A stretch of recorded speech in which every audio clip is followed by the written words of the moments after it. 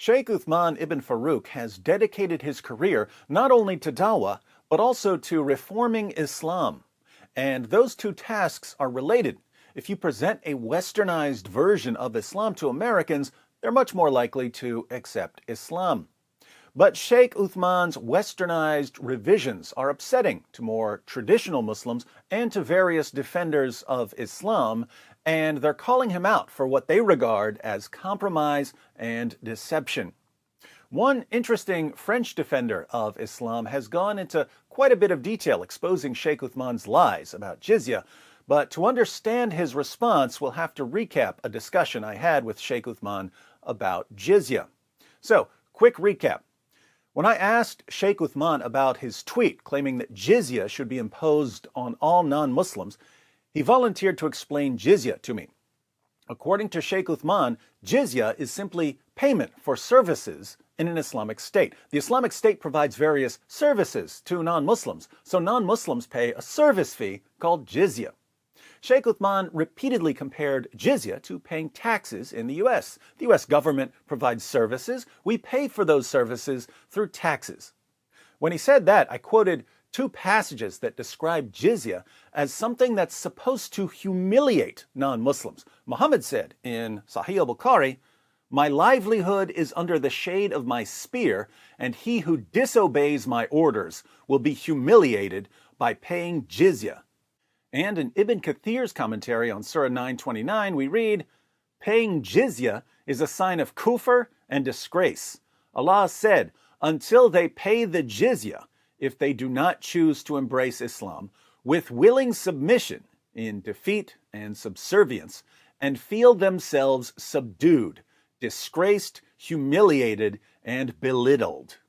Therefore, Muslims are not allowed to honor the people of Dhimma or elevate them above Muslims, for they are miserable, disgraced, and humiliated."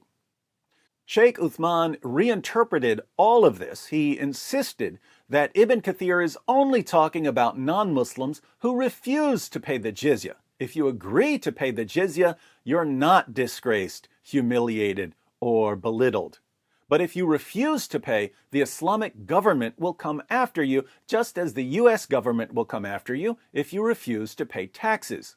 The Islamic government will force you to pay, and that's when you'll be humiliated. I responded by pointing out that this can't possibly be what Ibn Kathir was saying, because Ibn Kathir goes on to say, "This is why the leader of the faithful, Umar bin al-Khattab, may Allah be pleased with him, demanded his well-known conditions be met by the Christians, these conditions that ensured their continued humiliation, degradation, and disgrace." And Ibn Kathir then quotes a story about Umar imposing massively humiliating restrictions on Christians who paid the jizya willingly. They weren't humiliated because they refused to pay. They were humiliated even after they agreed to pay. In response, Shaykh Uthman used the weak hadith defense. He said that story about Umar is a weak hadith. I then stated the obvious, namely that the soundness of the hadith is irrelevant because all we're trying to do is understand what Ibn Kathir is saying. And Ibn Kathir clearly uses this story about Umar to support his comments about jizya. Ibn Kathir takes the story about Umar as fact. Again, read what he says. "This is why the leader of the faithful, Umar bin al-Khattab, may Allah be pleased with him, demanded his well-known conditions be met by the Christians, these conditions that ensured their continued humiliation, degradation, and disgrace." Ibn Kathir obviously isn't saying that Christians are only humiliated if they refuse to pay the jizya, because the story he quotes is about Christians being humiliated after they agreed to pay the jizya. Apart from that, I pointed out that Ibn Kathir's disgraced, humiliated, and belittled commentary is meant to explain Allah's words, "and feel themselves subdued" in Surah 9, verse 29. I quoted the verse to Shaykh Uthman. Notice, Allah commands his followers to fight the people of the book, Jews and Christians, until they pay the jizya with willing submission and feel themselves subdued. you pay the jizya with willing submission and you feel yourself subdued. It doesn't say you pay the jizya with willing submission, but if you refuse, then you'll be subdued. Feeling yourself subdued is simply part of paying jizya. And what does it mean to feel yourself subdued? Disgraced, humiliated, and belittled. There is absolutely no way Ibn Kathir is saying what Shaykh Uthman claims he's saying. But if you're going to constantly twist the words of Allah and the words of Muhammad, you obviously won't have much of a problem twisting the words of Ibn Kathir. Shaykh Uthman is reinventing Islam here. So that's a recap. Shaykh Uthman's fans don't seem to care when he twists the words of Islam's greatest scholars. But other Muslims and non-Muslims have a problem with this. They don't like it when people like Shaykh Uthman misrepresent the words of Allah or the words of Muhammad or the words of Muslim scholars. A French self-described defender of Islam named Basile, who seems to be fairly popular, blasted Shaykh Uthman for pretending that jizya is simply payment for services and not also about humiliating the unbelievers. Basile is an interesting fellow. He's a guy who hates the West and believes that the West is conquering the world and that Islam is the only thing that can keep the West from conquering the world. But he believes that Islam is being infiltrated by Western values, which will take away its power to oppose the West. So he really doesn't like people like Shaykh Uthman corrupting and westernizing Islam from within. Basile writes, Uthman ibn Farooq fooling Muslims again. Will this dude ever stop? David quotes a text from Ibn Kathir, Rules on Dhimmi by Umar. This kind of rules are well known, but Uthman acts like these rules were not implemented under Islamic law.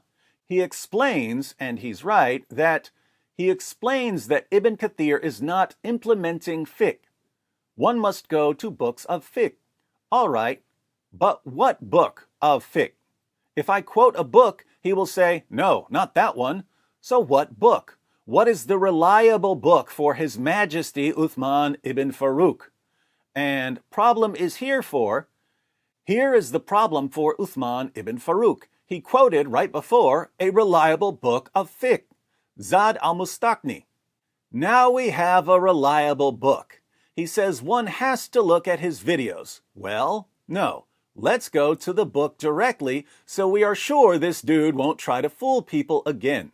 We find in Zad al-Mustaqni about the same rules that are in the text that Uthman rejected.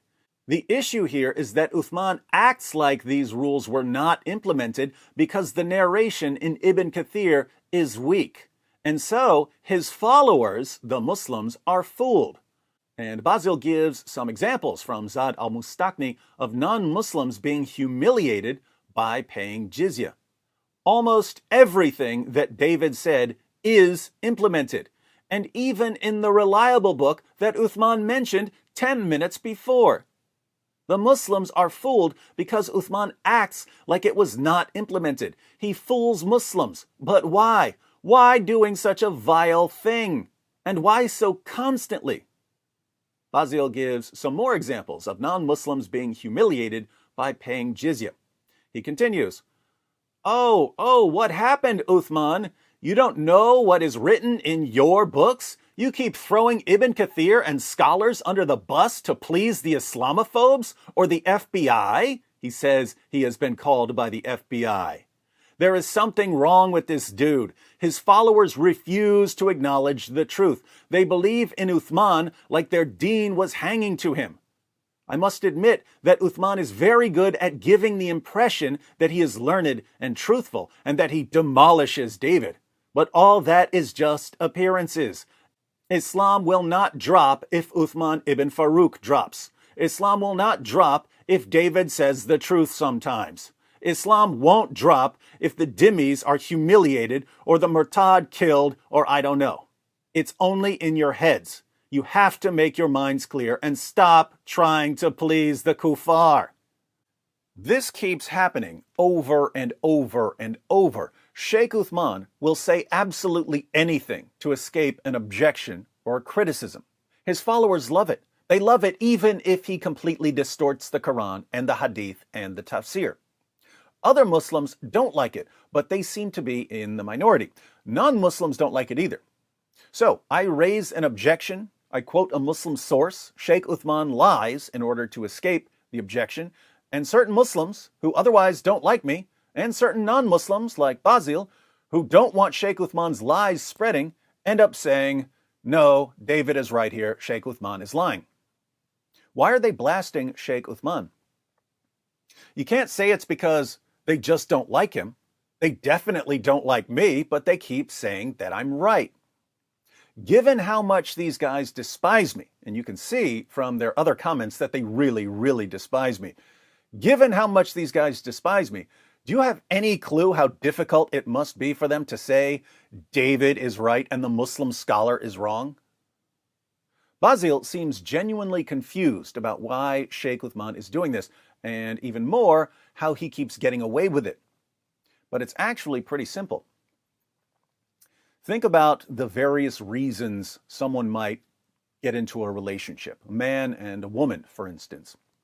A man might get into a relationship with a woman because of love, or because of physical attraction, or because of intellectual attraction, or because of common interests, or for financial reasons, or for all kinds of other reasons and combinations of reasons. But some men get into relationships with women because they have an inner drive to control other people. Ladies, these are the kind of men you don't want to get involved with. The reverse is true as well. Men, you don't want to get involved with women who have an inner drive to control other people. The men and women who seek control over other people are the men and women who develop manipulation tactics that they use to control others. Good so far? Okay. Now, for some people, religion is a tool for establishing and maintaining manipulative control over others. I'm sure we're all familiar with this. There are people in every religion who use religion as a tool for establishing and maintaining manipulative control over others. These people use manipulation tactics to gain psychological control over their followers. Once they have psychological control over their followers, they can say almost anything. Their followers won't question them. Fortunately, there are a limited number of manipulation tactics. Once you understand what they are, and you can spot them, you can expose the manipulators and their tactics. The cool part is that manipulators generally only have a handful of go-to tactics, 3 to 5 tools in their tool belt. When you eventually recognize and begin to counter those tactics so that the manipulators lose their source of control, they start to panic because they can't stand not being in control. I know you don't trust me on much, Basil, but you've admitted that I'm right sometimes, so trust me on this one. There aren't many things in life that are more fun than watching a narcissistic, psychologically abusive control freak start to lose control. It is a glorious sight to behold. Get ready for the Shaykh Uthman show.